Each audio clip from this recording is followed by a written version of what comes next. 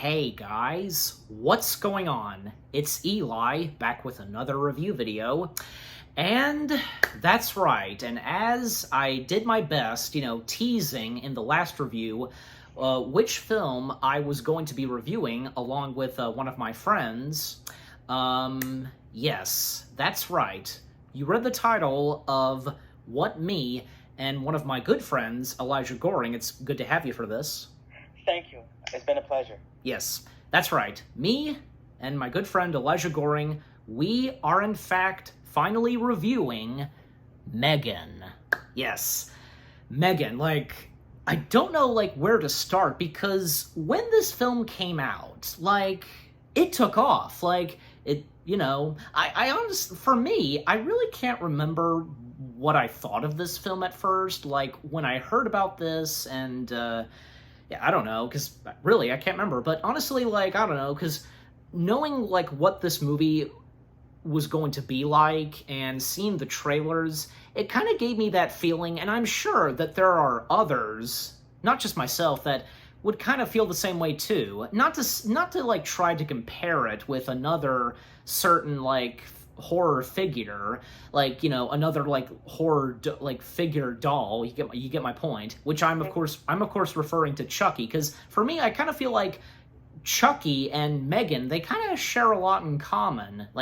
Don't you think, viewers? I'm just saying. But I never got around to watching this film, but I of course, recently, and as we record this, I finally got to watch it, and I gotta say, I was impressed with it, and of course I was well aware that this film succeeded, and, just, I tell you, because, a lot that happens in this film, with the violence, what you would expect in a movie like this, I tell you. So, all right, so we'll come to you, Elijah. What are the first things you have to say about M3gan?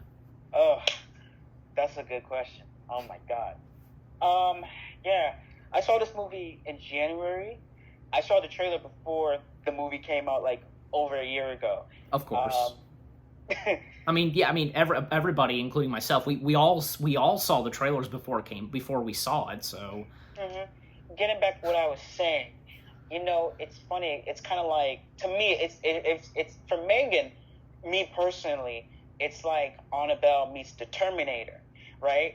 And Terminator is like Arnold Schwarzenegger, and Annabelle's with the doll, a possessed doll that is scaring the hell out of everybody. Because once I saw this movie, I was surprised, and when Blumhouse picked it up and Universal picked it up, I was like, okay, I gotta see this movie. And as a Blumhouse Productions fan, in fact, I'm a Blumhouse fan 100%. And it's from James Wan, the director of Saw, The Conjuring, and Aquaman, and also the producer of the Annabelle series, and Jason Blumhouse, the producer of The Purge, Halloween, and Happy Death Day series, Don't Let Go, The Boy Next Door, Split, Glass. What else movies he done? The upcoming Five Nights at Freddy's. That's right. Ma, and Get Out. Right. And more hit movies from the same company, like Whiplash, Black Klansman, the Invisible Man. What else?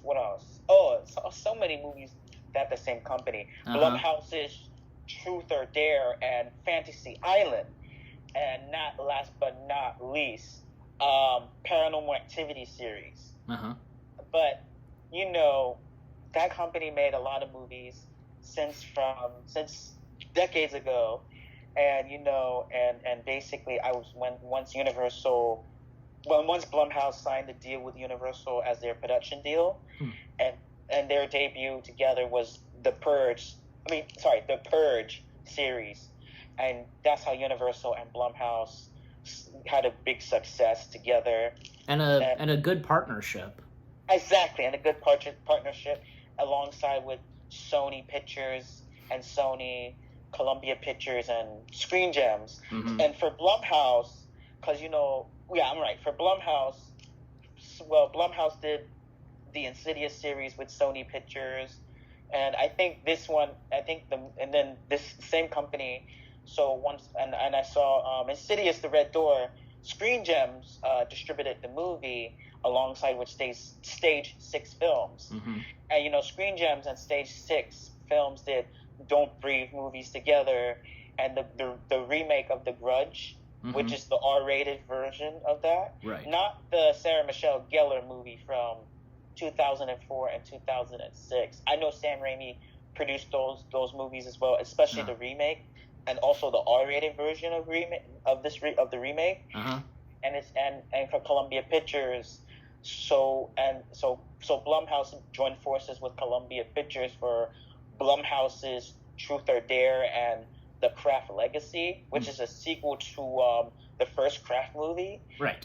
I mean, I never saw the sequel, but I saw the first movie. The first movie was iconic. I watched the first. I watched the first movie like 2 years ago. But it's funny that Universal Pictures and Blumhouse partnering together, which is an odd situation because Universal is a big studio. Because everyone knows Universal from this. Everybody knew Universal from the Fast and Furious and Pitch Perfect series, and they're also like they're classic monsters and like so many other great movies they've done, from Jaws, from Jurassic Park, Back to the Future, you name it. And E.T. Yeah, E.T. Okay, okay. I don't mean to cut you off, but I'll go ahead because I'm gonna go ahead and read the description / the story, and then of course afterwards we talk about the rest of the film and the story and so on. Okay, so the description / the story. M3gan is a marvel of artificial intelligence, a lifelike doll that's programmed to be a child's greatest companion and a parent's greatest ally.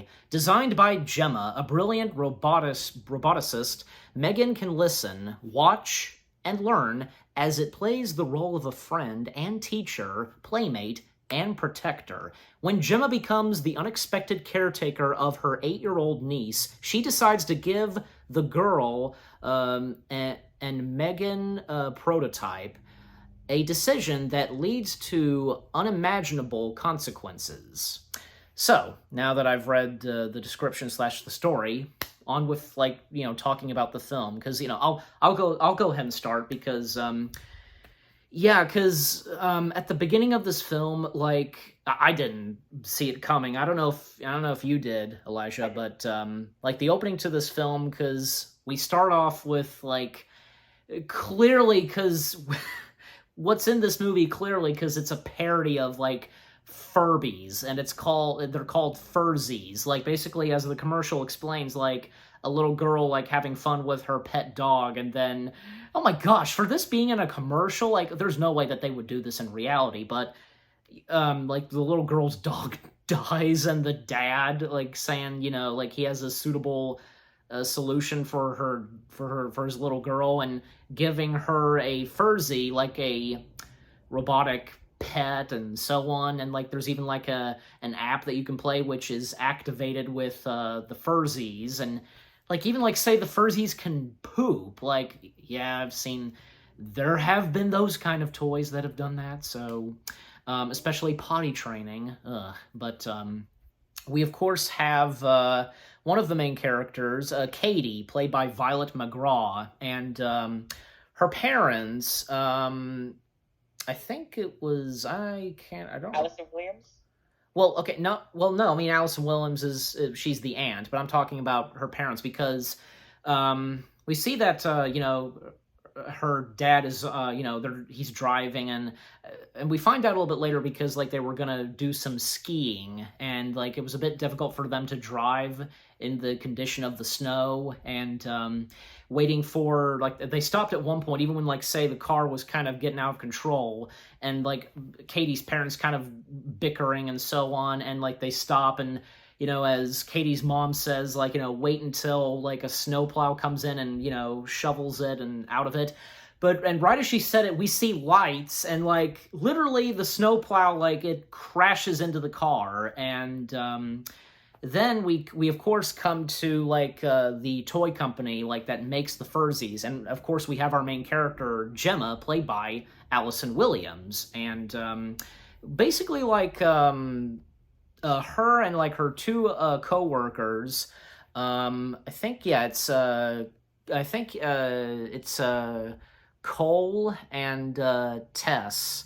Yeah, they're basically they have been like creating like their own project of making like a human like artificial body doll, and calling her Megan, and their boss, like I don't know, he like their boss in this film, I think it's yeah, it's him. It's David, the Asian guy, played by Ronnie Chiang, and yeah, he's kind of he is a jerk at times, and like how he feels about their project, you know, Megan, and it kind of doesn't go so well at first.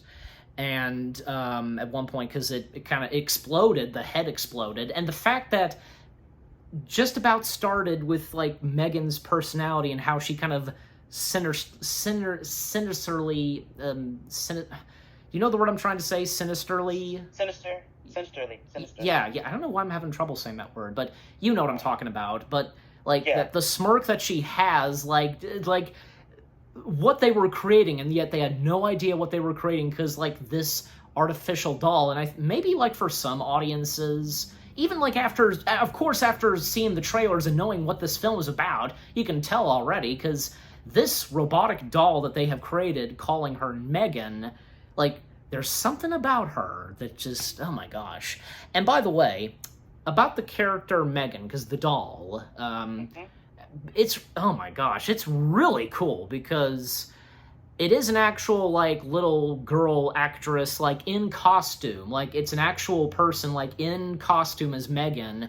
And like the body performance for Megan was played by Amy Donald, and the voice of Megan, and I did not know about this, but of course I found out even before seeing the movie, the voice of Megan was Jenna Davis. She's well known on YouTube. Did you know about that? That she was voiced by a YouTuber kid? No, not at all. Okay, I just wanted to, just asking, but yeah, but I thought that was pretty cool. I am familiar with Jenna Davis, and if any of you guys are familiar with her as well, but yeah, so it doesn't go so well at first with like the creation of Megan, and not to mention Gemma receives you know, like custody of her niece, and yeah, so now Katie residing with Gemma, and we also have one of Gemma's like neighbors, Celia. Yeah, I think that is her, and Celia's dog, Dewey. Yeah, I remember the dog's name now, Dewey. But okay, we'll come to you, Elijah. Do you have anything to say on what I've so far talked about? Yeah, get into me now. You know, it's funny. I mean, I remember seeing this movie months ago. I remember everything, like you said. And the thing is, I feel like this movie is very, very unexpected. It is a great film, but the box office was a big hit, and I'm so happy that it was a hit. And you know, I'm hoping that, well, Blumhouse is doing another sequel to this film. And I remember everything. I remember the scene where pretty much Dewey the dog, pretty much attacking Megan and Gemma. I mean, yeah, I'm not Gemma and well, first attacking. I can help, because yeah, the dog named Dewey, because first attacking Megan, and you know, Katie stepping in to you know, stop the dog from attacking Megan, but of course, like that happens a little bit later. But I'll go ahead and like talk more about like what happens in the rest of the film, because yeah, with like Katie now living in her aunt's house, and basically because there's not really anything for Katie to do in the house, like no toys, and like there is toys, but they're collectibles, Gemma's collectibles. And not long after, because yeah, Katie's like the therapist, like for Katie comes in, Lida, played by Amy Usherwood, and golly, because when I first watched this movie, I was just like, oh my gosh, what is her problem? Because like, is she on to Gemma? Because golly, but still, because making sure that everything is going okay for Katie, being with her aunt and so on, and not to mention because well. Gemma, of course, she is related and part of the family with Katie because she is Katie's like mother's sister. So there's that.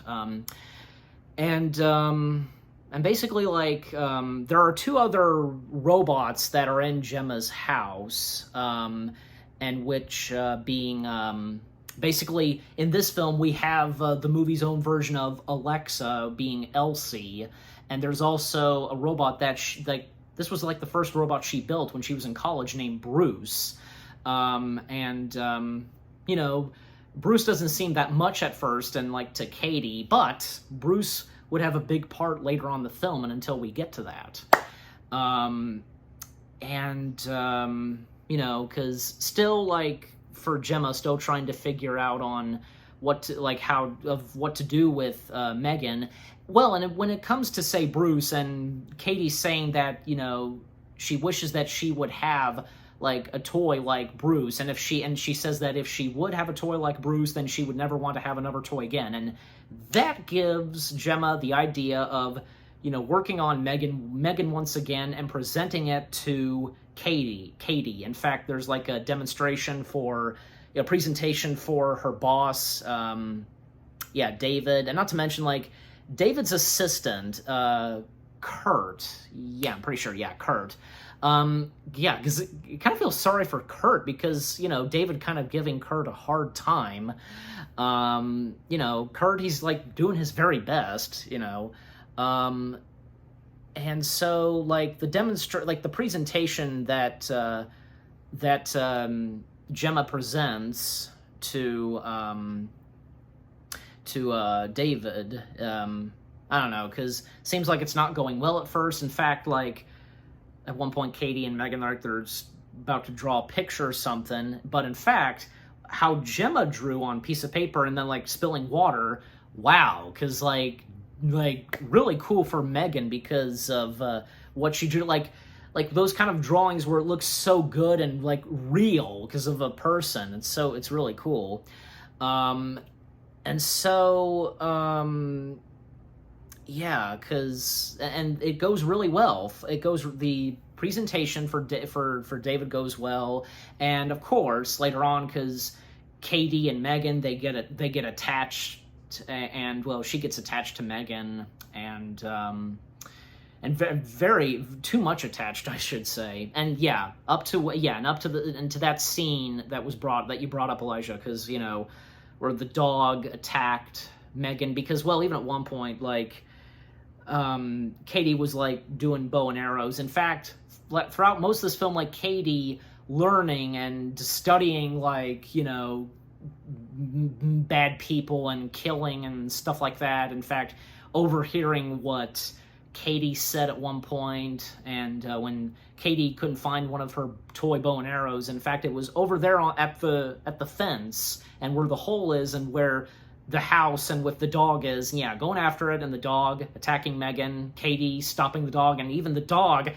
got Katie. Jeez Louise. And you know what? Gemma had a good point, because that dog being vicious, and after what the dog did, like, that dog being put down, and by the way, because even the next door neighbor, Celia, the owner of that dog, is a bit kind of crazy, It's funny that I'm talking about everything. It's funny that the dog named Dewey pretty much attacking Megan and Katie. And I thought, man, this dog is so violent and vicious. Yeah. And Allison Williams' character Gemma pretty much stopped the incident. When she saw the incident, she's like, "How many times that I had to tell you, keep your fucking dog on your property?"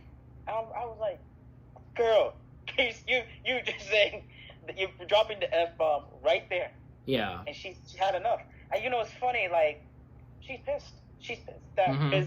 her neighbor can't control that dog, or else that dog will be put down to a doggy prison or something. Yeah. And during the movie, Megan pretty much kills Dewey. Yes. And the next day, Megan, Dewey. I don't mean to cut you off, but Dewey is one of Megan's first kills. Yeah. In fact, because when it comes up to like that evening where Megan is going to kill the dog Dewey, because knowing what Megan can do, I think it's obvious that she would do something like this, like changing and altering her voice and like sounding like, well, the neighbor. Exactly. And by the way, before I continue, I'd like to point out, because, and as you brought up, Elijah, because of Allison Williams, Gemma dropping the F-bomb, I would like to point out, like, I actually watched the unrated version of this film, because like these films, they are on Prime, and when I saw the unrated version, when I was about to watch Megan, and when I saw that there was the unrated version, I was like, what the heck, might as well watch that, because usually, like, stuff like, if it's, like, say, a director's cut, and maybe, like, say, like, unrated, like, you always gotta, like, probably do those first, and thus that's what I did. Yeah, because, like, I gotta tell you, because in this film, like, golly, because a lot of foul language, and to think, well, okay, foul language, and the violence that's in this, and to think that this movie is PG-13. I mean, clearly, because the version of this movie that came out theatrically, and clearly not the unrated version, well, I don't think, not really any, well, I mean, not that much foul language in this. I mean, usually in some PG-13 films, there would be one use of an F-bomb, so I have no doubt that there was, like, probably one use of an F-bomb in, like, the theatrical cut of this film, so there's that. Right. But very quickly, because, like, what happens with the dog Dewey, Megan disguising her voice as, the dog's owner, and, like, and the dog, of course, falling for it and making his way through, like, the hole under the fence, and thus Megan reaching out for the dog, and, of course we don't see what she does to the dog, but clearly we know that it's not pleasant. So, I mean, I don't know, like, I don't want to say, like, the dog deserved it, but still, because, like, what the dog did, especially, like, biting on Katie, I tell you, just, But, all right, we'll come back to you, Elijah. What else do you have to say? Yeah, I was saying earlier during the movie, I feel like it's like a consequence. Like you said, it's like this situation is kind of like a consequence. And I didn't know Megan can murdering a dog or murdering a human. And I feel like she's gone rogue. Like the Terminator and iRobot, which is a great film with Will Smith. Mm-hmm. I referenced that. Getting back to what I was saying, I didn't know Megan can kill an animal or a person, and so all of a sudden during the movie she's gone rogue, and she murdered David, which is Shanghai's Ronnie Cheng's character. Well, I never saw Shanghai in The Legend of Ten Rings. I was in shock when she killed David. I was like, man. Well, he's like Purge, Terminator. I mean, because David, even though, like, he wasn't, I guess, really a bad man, he was still a terrible, like, a mean boss, And an asshole. Exactly. There you go. And a dick. But also, like, the more on the kills, and to continue on with the film, because, plans for, like, what and speaking of David, because, he wants to pursue this concept of Megan, and, to get, like, say, like, the main board of directors, I'm pretty sure, like, their approval on this, and, even at one, and also, because, there's, like, the sequence where, like, this, like, I don't know, like, campsite, I don't think it's a campsite, I'm talking about, that scene with a bunch of kids out in the woods in a park? damn it, I forgot to tell you about that scene. Yeah, well, I mean, do Remember, you know what that is going on? You know? it's I think Megan pretty much protecting Katie Yeah. from the bully. And she ripped his arrows off. I was like, oh my god, this is so raw. I've never seen anything like that before. Yeah, then the bull Killing and bully. the mean boy, like Brandon, played by Jack Cassidy, because like, well, he is horrible to a lot of people, especially like, I think maybe it was like a relative of his, like he said, you know, F off or something like that, and then like when like the lead, like the main like leader of like the kids, like, you know, counselor, like pairing kids like who to be with, and like pairing Brandon with Katie, and of course you would like what you would expect it, because Brandon being horrible to Katie and like force, like basically like handing her something prickly and just like, oh my gosh. And then Megan coming in, because here's the thing, because Katie wanted to have Megan be with her, because, you know, because Katie being very attached to Megan and didn't want to be without her, and thus, you know, Megan like was actually put aside with like stuffed toys that were left, you know, that some of the kids brought with them, and with Megan following Katie and like confronting you know, Brandon, and at one point Brandon snatching Megan, and oh my gosh, because just him smacking Megan, and dude, you're making a big mistake, and thus, yeah, because he grabs she grabs Brandon by the hand, and oh my gosh, like a very gruesome, brutal moment where literally she yanks off Brandon's ear. Like, don't you think too? Because that was very brutal. Oh yeah, I was saying, you know, my turn while I was speaking. Okay. And the thing is, okay, yeah, it sounds fun. Well, it sounds fun when you're saying, and I know we're laughing and giggling, and it's exciting. And I was saying, Yeah. Yeah, and the thing is, man, like, it's like when Brandon pretty much smacking Megan, it's like, you want to pay the fucking consequences, boy. You will pay the consequences, because Megan will tear your ass out from limb by limb. And you know she's not playing. She'd be like the Terminator on your ass. Exactly. From the get-go. I'm dead serious. Oh my god. I've never seen a scene like this before. And Brandon was asking for it, and thus he did. So. Exactly. Hold on a second. And okay, and another thing is, like, okay, my turn, because after, like, you know, she yanked Brandon's ear off, well, you know, like, Brandon, like, running away, and oh my gosh, another creepy moment where, you know, Megan literally, like, running and chasing after Brandon on 4 legs, like, you know, with her hands and, you know, her legs, of course, and Brandon running away, and at one point, Brandon, like, slips and, you know, tumbles down a hill, and that's when a car hits him, and he's done for. He's dead. I mean, the little brat got what he deserved. I mean, not to be mean or anything like that, but still! Oh my gosh, like, what Brendan was like. Like, oh my gosh, he was so horrible. And after that, because, you know, of course, a crime scene there, the police are there, and, like, disposing the body, and, back at Gemma's house, because, you know, Gemma, like, you know, reasoning with, like, Katie, like, about what happened with Brendan, you know, saying that Brandon is in a better place. And also, Gemma's next door neighbor, Celia, because she's trying to find Dewey, and she suspects that Gemma has to do something with it. Like, again, like, this lady is crazy.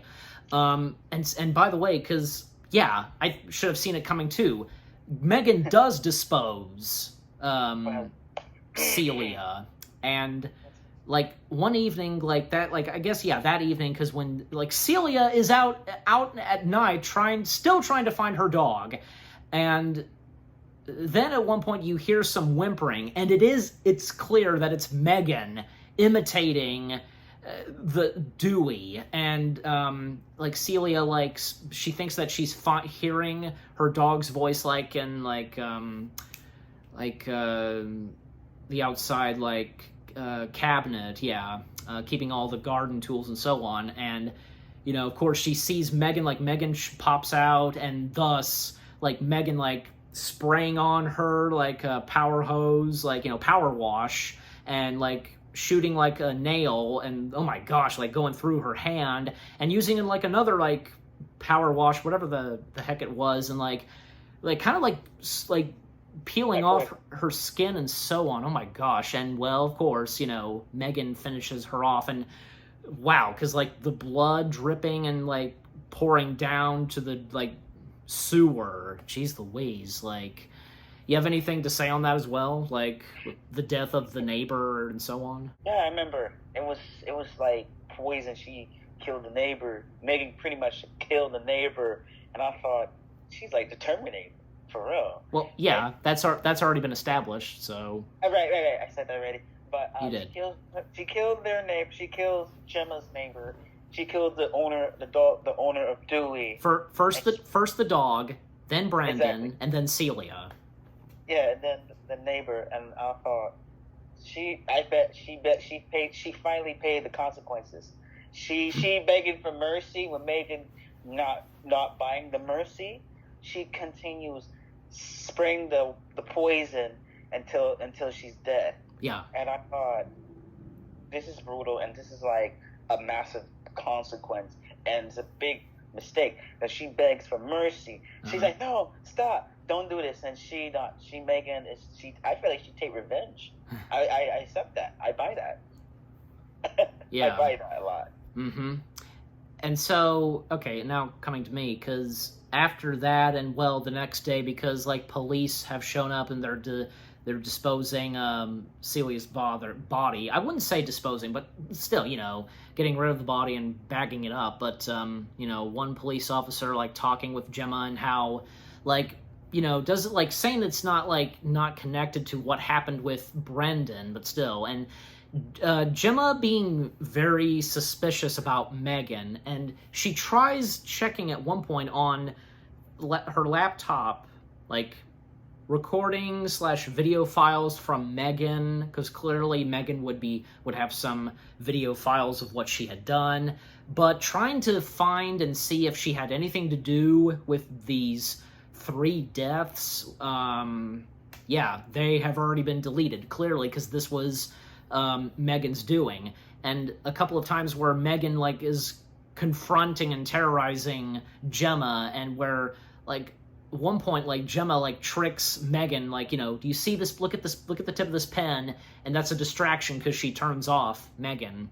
And at one point, because like later on, because Katie, she starts like getting upset, and because I don't know, because Gemma kind of taking Megan away, and gosh, even like say Katie getting violent at times, like I don't know, like kicking, like at one point kicking Gemma like by her front car seat, or like say when like in that room, like where at the office, like the building, the toy company building, and her psychiatrist, the therapist, I should say, her therapist is there. And golly, because even at one point, like Katie like slapped Gemma in the face, even though like Katie didn't mean it. And when she's not with Megan, she just gets so upset. And even when like say, yeah, like at one point Gemma, she bubble wrapped and packaged Megan, but of course that's not gonna hold her for a while. And in fact, because like another presentation does happen where like the board of directors show up, like the main people, and Megan like at one point like she confronts Katie, who's upset, and Katie starts talking about her parents and her mom, and Megan assuring her that she will remember the memories of what she did with her parents and her mom. And like besides, Megan had recorded what she said, and a couple of times where Megan sings, like, if that's not creepy enough in a movie like this, like of course if someone is singing that, like, yeah, creepy. So do you have anything to say on that as well, like what I've now talked about? And it seems yeah, basically for me it's this, I know it can happen to family at times, because her niece pretty much pissed off.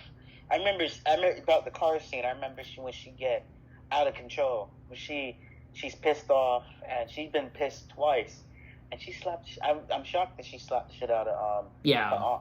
of Gemma. Basically, that was kind of like the Will Smith slap, the female Will Smith slap. Yeah. I would take that, but it's because the reason why she decided to take away because Megan is a bad influence to society. Right. Because you never know that she gonna do. You never know it could happen. You never know that she can kill somebody or even murder somebody or even murder a child basically or creating a destruction from buildings, cars, set place on fire or started killing innocent kids, everybody. And even when and also because here's another thing, because the board of directors they, because the presentation goes so well, in fact you see some of them actually getting emotional over this. In fact, when Megan and Katie hugged each other, and one of them I guess promoting Gemma, I guess in the position that David is, and David he's upset about that.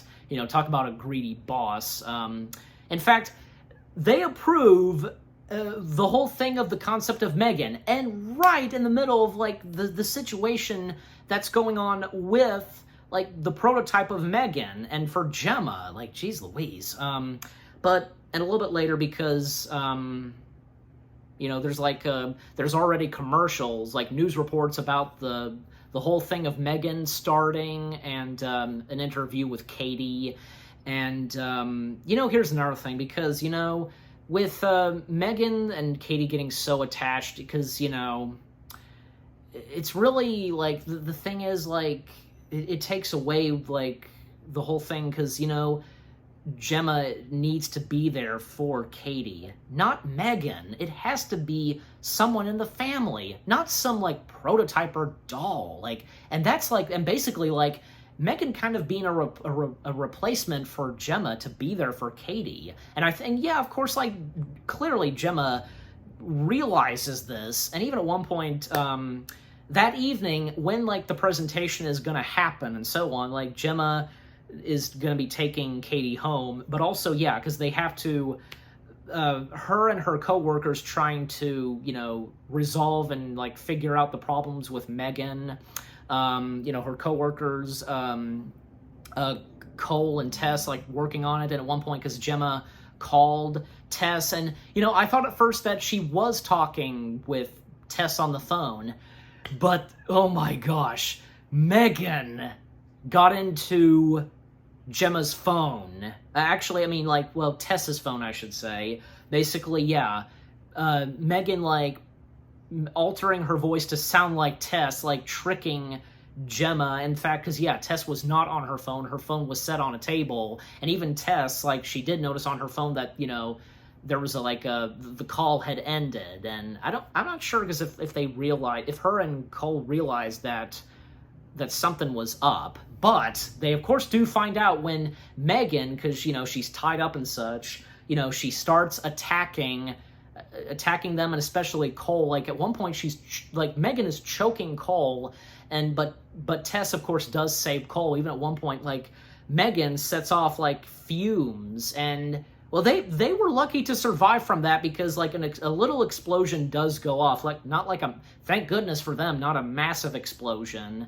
And thus, the fire alarm's going off, and then we come to Megan coming face-to-face with David, and there, of course, we have that infamous dance of Megan, how she's dancing. Do you have anything to say on that, the whole dance thing of Megan? It was just weird.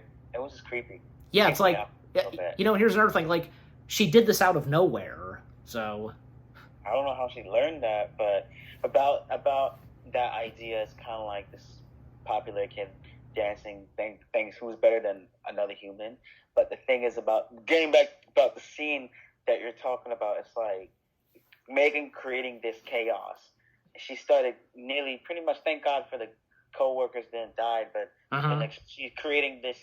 She starts to stab this fuel or fumes, whatever, the fuse pretty much blew up a little bit. Mm-hmm. Not like not like a big explosion, not like a Michael Bay explosion. Yeah. Not like a Michael Bay explosion. I get I get the joke, yeah. And like you said, yeah, thank goodness that Gemma's coworkers survived that. So and the thing is about during that, after the death, she picked up this paper cutter to use it as a knife, as a machete. I thought to myself, this is like The Purge, you know. This is like The Purge as the robot version of The Purge. You know, she went from Terminator to The Purge. She killed, all of a sudden, she pretty much smoked David. Yeah, because murder. David ran for his life and like yelling out security, and when he comes up to an elevator and like his assistant Kurt, yeah, because he sees that M3gan is behind her, and like David is begging him to hold the elevator, but Kirk's not going to do so. He's just pressing the button. But even like when David reaches to stop the elevator doors closing, well, M3gan still stabs and kills him. And a moment where M3gan like tells Kurt that, you know, I didn't kill anybody. I didn't kill him. You did. And I don't know, because like, I mean, he like basically like kind of yes. I mean, well, I don't know, because like he wasn't gonna let David, like his boss, come into the elevator with M3gan following and so on. And even like, here's another thing, Kurt like he really like didn't really do anything. Like, you know what, there was one moment where I forget what it was that he was exactly doing. Do you know what he was doing on his laptop? Like what, he was like getting information about the M3gan prototype? Is that what he was doing? I think he's stealing files. Yeah, stealing, I think you're right. Yeah, stealing files, and David coming up, and it was funny because like you know, David saying like, what are you doing? And like Kurt saying like, I'm porn-hubbing. So and then like you know, Kurt, he's like begging M3gan not to kill him, and thus, well, should have seen it coming. Yeah, M3gan does proceed on killing Kurt, so that's the end of Kurt as well. And when we come to like a presentation going on, like there are the kids and their parents, and like, you know, like talk. What's that? No, I was saying, and then I was gonna add to that part. You know, like finding like back to back. You know what I mean? I was saying, and then all of a sudden there was a woman screaming, saw the elevator in horror. There's two dead bodies. It's like somebody murdered David and Kirk. It's like The Purge going on right now. Yeah. And M3gan's gone rogue all of a sudden. She all of a sudden steals David's car to Gemma's home. Yep. Basically. And you know, because here's the thing, because like, you know, I was kind of thinking like, is M3gan going to be in the elevator? But no, because she's not on the elevator when it comes down and everybody sees the bodies of David and Kurt. Like, M3gan, if even if she wanted to, she could have like gone after everybody else that was there, but no, because her main purpose and main targets are of course Gemma. Gemma's her main target, and yeah, as you said, like it is David's car, isn't it? Yeah. Okay, so David's car that she steals, and yeah, because everybody there down the building witnessing the bodies, and M3gan going off, and even when like say back at the house, because everything is so quiet and peaceful, and even when like say if I recall, excuse me, because like Gemma trying to use Elsie again, the movie's version of Alexa, but Elsie is not responding because, well, clearly M3gan did something to Elsie, and well, at one point she sees that M3gan is playing on the piano, and thus like M3gan giving this speech to Gemma, and when like say M3gan not M3gan, Gemma tries to do it again, like the pen trick, but of course it doesn't work, and just M3gan going after her and like grabbing her by the throat and such, and then when like Katie coming in and M3gan pretending to sound like Gemma, and I think Katie, like, I don't know, because at first I was like, come on, Katie, like you should really understand what's going on. In fact, because she does like hear some wrestling on the table, and sounds like they're fighting. And even if like Gemma says a word that Megan is attacking her, then well, Megan, like, it's the end of Gemma, like what Megan's gonna do to her. But of course, later on, don't mean to cut you off, but Yeah. a little bit later, well, when Gemma is trying to stop Megan, and like she's running away from Megan. Well, Katie's stepping in, and like Megan trying to convince Katie that like she's got Megan, like she's got her, like Katie's got Megan, and so on. That kind of stuff in movies, like one convinces the other, and so on.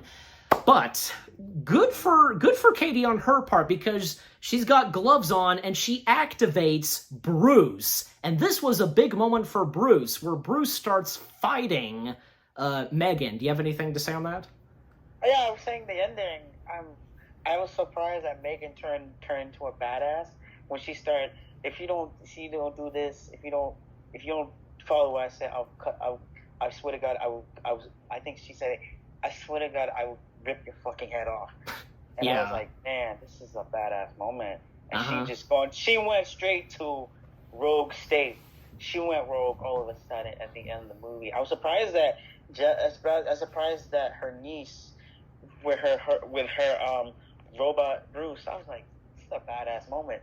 And I was surprised that Megan called Katie, you ungrateful little bitch. Yeah. I was surprised. Because Katie had betrayed Megan, so and yeah, so Katie controlling Bruce, and succeeding at times, like defeating Megan, but she's too quick and fast.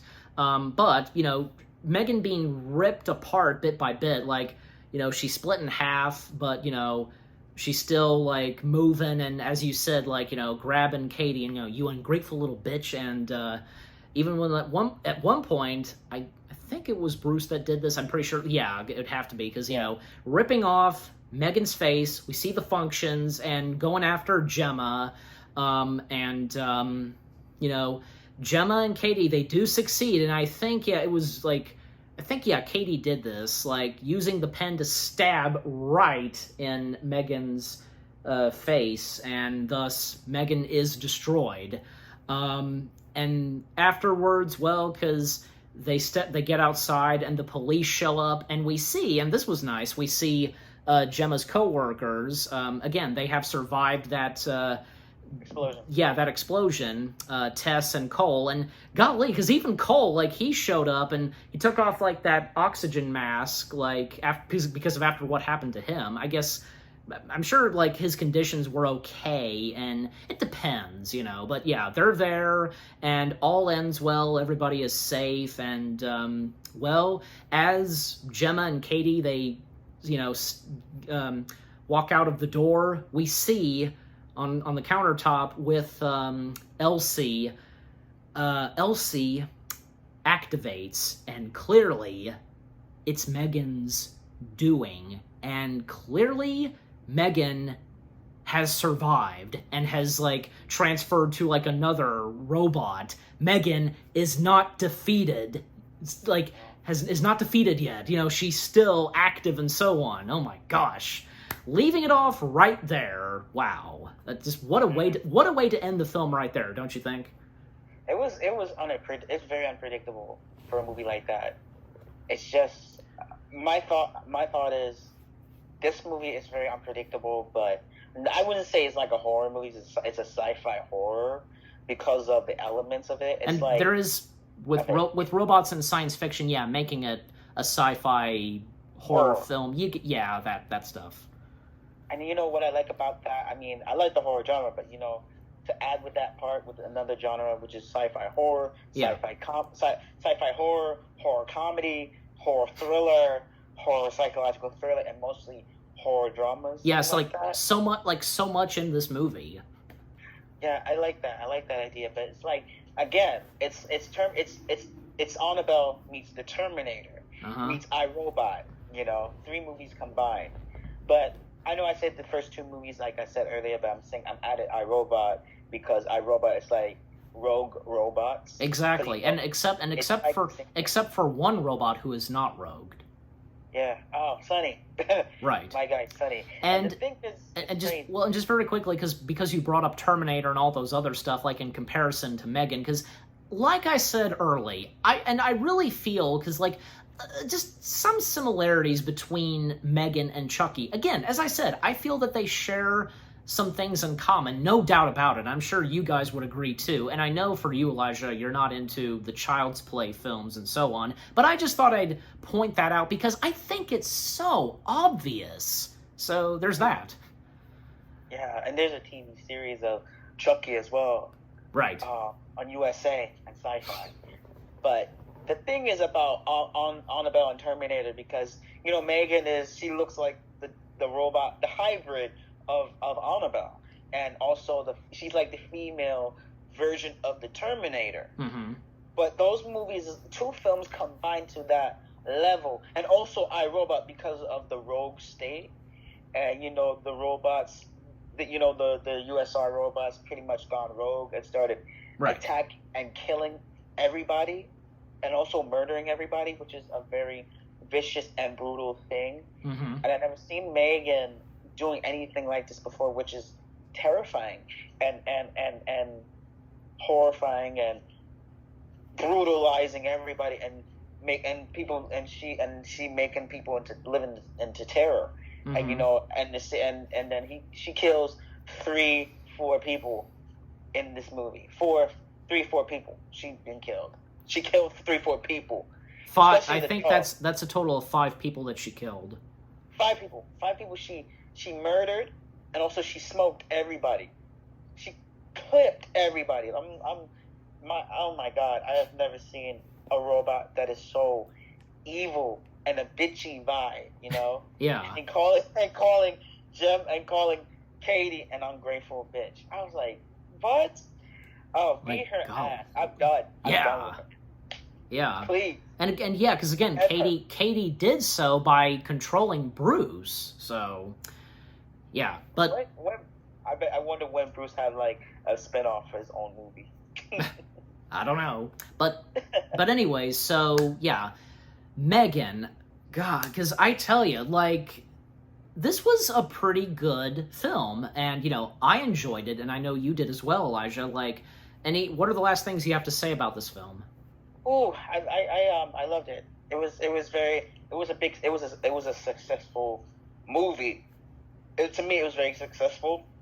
It was a hit, but not pretty much like a big hit, yeah, but not massively. Not like a smash hit or anything like that. It was a big hit. I mean, the movie made well in the box office, #1, and basically it's from the producers of The Purge and as you've established. So yeah. I'm as a Blumhouse fan, I like this movie a lot. Mm-hmm. And like I said, again, it's from the producer. Another movie from Blumhouse that that is not a disappointment, especially for you. Yeah, exactly. And I was saying again, I messed up, but again, it's from the producers of The Purge and Saw. Right. But I mean, I never saw Saw, but James Wan produced.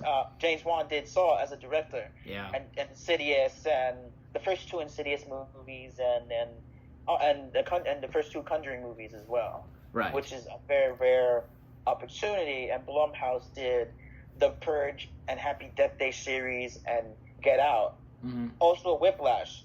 But yes. The Purge, Halloween, and Happy Death Day series, Whiplash, Ma, and Get Out. Right. I love Get Out, but I didn't know Allison Williams was in this film. She was a great actress, though. I'm not gonna lie, she did a great job. Absolutely, yeah.